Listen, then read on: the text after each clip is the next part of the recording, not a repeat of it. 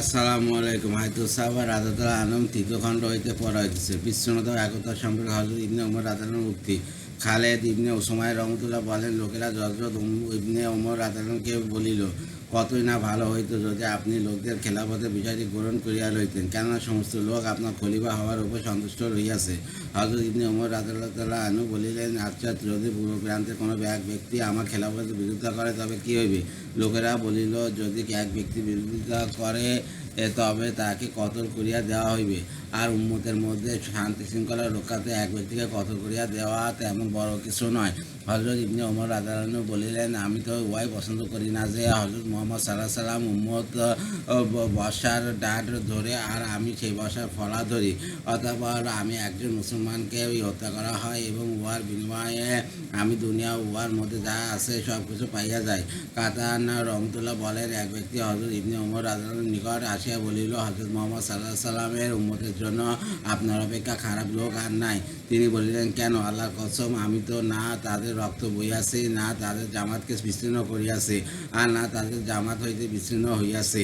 উক্ত ব্যক্তি বলিল, যদি আপনি খলিফা হইতে চাহেন তবে দুই ব্যক্তিও বিরোধিতা করিবে না। তিনি বলিলেন, আমি তো উহা পছন্দ করি না যে আপনারা হইতে খেলাফত আমার হাতে আসে। আর একজন বলে না, আর অপরজন বলে হা, অর্থাৎ একজনও যদি বিরোধিতা করে তবু আমি খেলাফতকে পছন্দ করি না।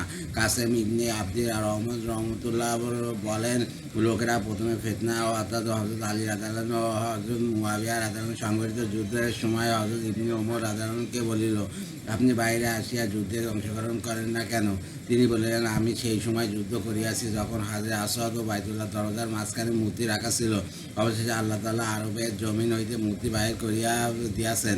এখন আমি লা ইলাহা ইল্লাল্লাহ পাঠকারীদের সহিত যুদ্ধ করাকে অত্যন্ত অপছন্দ করি। তারা বলিল, আল্লাহর কসম, উহা আমার মনের কথা নয়, বরং আপনার ইচ্ছাই হইল। রাসূলুল্লাহ সাল্লাল্লাহু আলাইহি ওয়াসাল্লাম সাহাবাগণ পরস্পর একে অপরকে শেষ করিয়া দেন। তারপর যখন কেউ অবশিষ্ট থাকবে না তখন লোকেরা বলিবে, আমিরুল মুমিনিন বানাবার জন্য আব্দুল্লাহ ইবনে ওমরের হাতে বায়াত হইয়া যাও। হযরত ইবনে ওমর রাদিয়াল্লাহু আনহু বলিলেন, আল্লাহর কসম, আমার অন্তরে এমন কথা নাই, যে বরং আমার অন্তরে হইল, যখন তোমরা বলিবে নামাজের জন্য আসো তখন আমি তোমাদের কথা মানিব, যখন তোমরা বলিবে সফলতার দিকে আসো তখন আমি তোমাদের কথা মানিব, আর যখন তোমরা পৃথক পৃথক হইয়া যাইবে তখন আমি তোমাদের সঙ্গে থাকিব না, আর যখন তোমরা একত্রিত হইবে তখন আমি তোমাদের নিকট হইতে পৃথক হইব না। নাফি রহমতুল্লাহ বলেন, যে সময় হযরত আব্দুল্লাহ ইবনে জুবাইর রাদিয়াল্লাহু আনহুর জন্য খেলাফতের চেষ্টা চলিতেছিল এবং খাওয়ারেজ ও শিয়াদের খাসাবিয়া দলের আধিপত্য চলিতেছিল, সেই সময় হযরত ইবনে ওমর রাদিয়াল্লাহু আনহুকে কেউ বলিল, আপনি ওয়াদের সাথেও নামাজ পড়েন, ওয়াদের সাথেও নামাজ পড়েন, অথচ তারা একে অপরকে কতল করিতেছে, উহার কারণ কি? তিনি বলিলেন, যে বলিবে আসুন আমাদের দিকে আমি তার কথা মানিয়া লইব, যে বলিবে আসো সফলতার দিকে আমি তার কথা মানিয়া লইব, আর যে বলিবে আসো মুসলমানকে কতল করিয়া তার মাল লুট করি আমি বলিব না, আমি আসিব না। হযরত মুয়াবিয়া রাদিয়াল্লাহু আনহু শহীদ হযরত হাসান রাদিয়াল্লাহু আনহু সন্ধি। হযরত গারিফ রহমতুল্লাহ বলেন, আমরা হযরত হাসান ইবনে আলী রাদিয়াল্লাহু আনহু সৈন্যদের সংকরগামী দলে 12,000 লোক ছিলাম। সিরিয়াবাসীদের সহিত যুদ্ধের জন্য আমাদের অন্তরে এমন প্রচণ্ড ক্রোধ বিরাজ করিতেছিল যেন আমাদের তলোয়ার হইতে রক্ত ঝরিয়া পড়িবে। আমাদের লস্করের আমির আবুল মোহাম্মদ তোহা ছিল। আমরা যখন জানিতে পারিলাম যে হযরত হাসান রাদিয়াল্লাহু আনহু ও হযরত মুয়াবিয়া রাদিয়াল্লাহু আনহুর মধ্যে সন্ধি হইয়া গিয়াছে, তখন রাগে ক্রোধে যেন আমাদের কোমর ভাঙিয়া গেল। হযরত হাসান রাদিয়াল্লাহু আনহু যখন কুফায় আগমন করিলেন তখন আবু আমির সুফিয়ান ইবনে রাহিব নামে এক ব্যক্তি দাঁড়ায় বলিল, আসসালামু আলাইকা, হে মুসলমানদের আপদস্থকারী। হযরত হাসান রাদিয়াল্লাহু আনহু বললেন, হে আবু আমের, এমন বলিও না, আমি মুসলমানদেরকে অপদস্থ করি নাই, বরং আমি রাজত্ব লাভের জন্য মুসলমানদেরকে হত্যা করা পছন্দ করি নাই। সাবির রহমতুল্লাহ বলেন, হযরত হাসান রাদিয়াল্লাহু আনহু হযরত মুয়াবিয়া রাদিয়াল্লাহু আনহুর মধ্যে সন্ধি হওয়ার পর হযরত মুয়াবিয়া রাদিয়াল্লাহু আনহু হযরত হাসান রাদিয়াল্লাহু আনহুকে বলিলেন, আপনি দাঁড়ায় লোকদের মধ্যে বয়ান করুন এবং নিজেদের অবস্থান সম্পর্কে বলুন। হযরত হাসান রাদিয়াল্লাহু আনহু দাঁড়ায় বয়ান করিলেন এবং বললেন, সমস্ত প্রশংসা আল্লাহ তাআলার জন্য, যিনি আমাদের বড়দের মধ্যে তোমাদের প্রথম যুগে লোকদেরকে হেদায়েত দান করিয়াছেন এবং আমাদের দ্বারা তোমাদের পরবর্তী লোকদের রক্তের হেফাজত করিয়াছেন। মনোযোগ দিয়া শোনো, সর্বাপেক্ষা বুদ্ধিমান ব্যক্তি সে যে তাকে অবলম্বন করে, আর সর্বাপেক্ষা বোকা ব্যক্তি সে যে গুনাহে লিপ্ত থাকে। খেলাফতের বিষয়ে আমার ও হযরত মুয়াবিয়া রাদিয়াল্লাহু আনহুর মধ্যে মত পার্থক্য হইয়াছিল। হয় তিনি আমার অপেক্ষা এই খেলাফতে অধিক হকদার হইবেন, নতুবা আপনি অধিক হকদার হইব। যাই হোক, আমি আল্লাহর জন্য এবং হযরত মুহাম্মদ সাল্লাল্লাহু আলাইহি ওয়াসাল্লামের উম্মতের শান্তি ও রক্ত রক্ষার্থে আমার হক ছাড়িয়া দিলাম। অতঃপর হযরত হাসান রাদিয়াল্লাহু হযরত মুয়াবিয়া রাদিয়াল্লাহুর প্রতি চাইয়া বলিলেন, আমি জানি না, সম্ভবত উহা তোমাদের জন্য পরীক্ষায় এক নির্দিষ্ট সময় পর্যন্ত সম্ভোগের সুযোগ প্রদানও হইতে পারে। অতঃপর তিনি মেম্বার হইতে নিচে নামে আসিলে হযরত আমর রাদিয়াল্লাহু হযরত মুয়াবিয়া রাদিয়াল্লাহুকে বলিলেন, আপনি তো উহাই চাইয়াছিলেন। অর্থাৎ হযরত হাসান রাদিয়াল্লাহু খেলাফতের বিষয়ে তার দাবি প্রত্যাহারের ঘোষণা দিয়া দেন। হযরত জুবাইর ইবনে নুফাইল রাদিয়াল্লাহু বলেন, আমি হযরত হাসান রাদিয়াল্লাহুকে বলিলাম, লোকেরা বলে আপনি খলিফা হতে চান। তিনি বলিলেন, একসময় আরবের বড় বড় সর্দার আমার হাতে ছিল।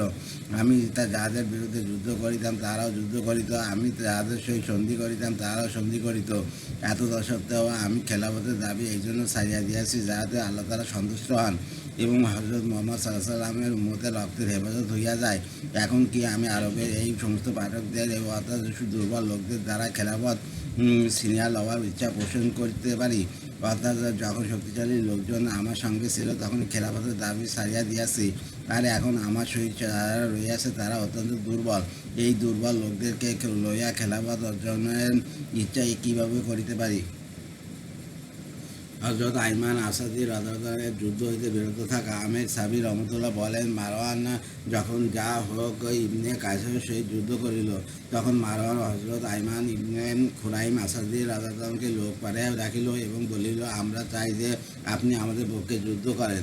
হযরত আইমান রাদিয়াল্লাহু আনহু বলিলেন, আমার পিতা ও আমার চাচা উভয় বদরের যুদ্ধে অংশগ্রহণ করিয়াছিলেন। তারা আমার নিকট হইতে এই অঙ্গীকার লইয়াছেন যে আমি যেন লা ইলাহা ইল্লাল্লাহ সাক্ষ্য দানকারীর সহিত যুদ্ধ না করি। যদি তুমি এই যুদ্ধে অংশগ্রহণ দ্বারা দুজকের আগুন হইতে নাড়াতে পরোয়ানা বানিয়ে দাও, তবে তোমাদের সহিত মিলিয়া যুদ্ধ করিতে পারি। মারওয়ান বলিল, দূর হও। তাদের অনেক গালমন্দ করিল। এই পরিপ্রেক্ষিতে হযরত আইমান রাদিয়াল্লাহু নিম্নের কবিতা আবৃত্তি করিলেন। কুরাইশদের অপর এক ব্যক্তির রাজত্ব লাভের জন্য আমি আমার লোকদের সহিত যুদ্ধ করিতে পারি না যে নামাজ পড়ে। আমি অকারণে কেন মুসলমানদের সহিত যুদ্ধ করিব? উহাতে আমার সারা জীবন কোনো লাভ নাই। আমার যুদ্ধের দ্বারা তাহার রাজত্ব মজবুত হয় আর আমার গুনাহ হাসিল হয়। এমন মূর্খতা ও ক্রোধ হইতে আল্লাহর পানা।